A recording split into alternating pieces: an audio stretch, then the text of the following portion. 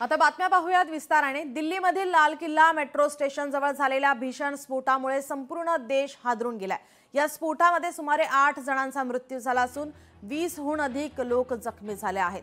हा स्फोट नेमका कसा झाला याचा शोध आता घेतला जातोय।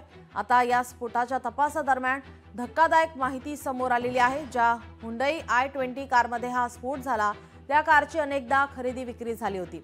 तसेच या कारचं पुलवामा कनेक्शनही आता समोर आलेला आहे। याबाबत सूत्रांनी दिलेल्या माहितीनुसार या i20 कारची अनेकदा खरेदी विक्री झाल्याची माहिती तपास यंत्रणांच्या हाती लागली आहे। त्यातील धक्कादायक बाब म्हणजे ही कार पुलवामा येथील तारिक याला विकण्यात आली होती। कारच्या खरेदी विक्रीसाठी बनावट कागदपत्रांचा मोठ्या प्रमाणावर वापर करण्यात आला होता। त्यामुळे या कारच्या खऱ्या मालकाची ओळख पटू शकलेली नाही। त्यामुळे या कटात सहभागी असलेल्या लोकांच्या हेतूबाबत गंभीर प्रश्न उपस्थित झाले आहेत। तत्पूर्वी ही कार हरियाणामधील गुरुग्राम येथील सलमान याची होती आणि त्यांनी तिची विक्री केली होती असे वृत्तही आता समोर आलं होतं। या कारची गुरुग्राममध्ये नोंद करण्यात आली होती। तसेच 20 सप्टेंबर रोजी फरीदाबादमध्ये चुकीच्या ठिकाणी पार्क केल्याने या कारवर दंडात्मक कारवाईही झाली होती।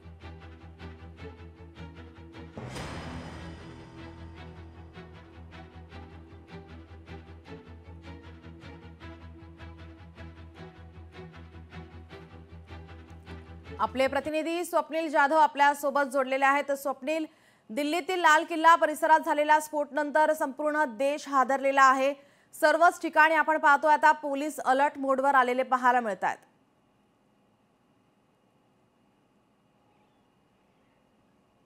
नीलम, नक्कीच सर्वच ठिकाणी आता पोलीस अलर्ट मोडवरती आहे। मुंबईत सुद्धा विशेष खबरदारी घेण्यात येते। मुंबईसह कोलकाता असेल, बेंगळुरू असेल, इतर जे राज्य आहेत त्यांच्यामध्ये सुद्धा सुरक्षा यंत्रणा अलर्ट मोडवरती आहेत। मुंबईमध्ये विशेषतः मी सध्या छत्रपती शिवाजी महाराज टर्मिनल्स येथे आहे। सकाळी सुद्धा आपण बघतोय वातावरण हे सामान्य आपल्याला पाहायला मिळते। या मात्र काल रात्रीपासूनच काही ठिकाणी पोलिसांची गस्ती सुद्धा आहे।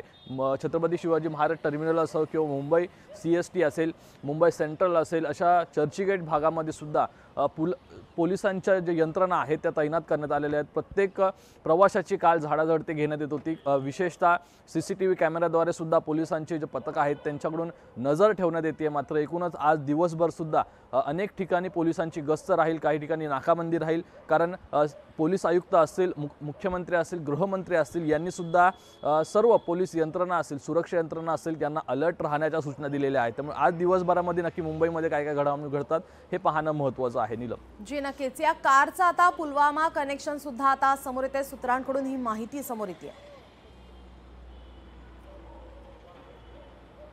नक्कीच नीलम, कारचा पुलवामा कनेक्शन समोर येते। यापूर्वी गुरुग्राममधील एका कार चालकाला म्हणजे जो मूळ मालक होता त्याला अटक करण्यात आलेली आहे। त्याची चौकशी करण्यात येणार आहे। त्याच चौकशीमधून खरं तर काल जो कारचा मालक होता सध्याचा त्याच्यापर्यंत जाण्याची लिंक कुठेतरी तपास यंत्रणा लागू शकते। त्याचप्रमाणे हरियाणामध्ये सुद्धा काही अतिरेक्यांना अटक केली होती, काही दहशतवाद्यांना अटक केली होती, त्यांची सुद्धा सखोल चौकशी सुरू आहे। त्यामुळे यातूनच पुढच्या जे दिशा आहे तपासाला ती लागणार असल्याचं पाहायला मिळतंय। जी स्वप्नील, याचे अपडेट तुमच्याकडून घेतच राहू। तुर्तास धन्यवाद तुम्ही दिलेल्या माहितीसाठी। लोकशाही मराठी ऐका, पहा, जागरूक रहा।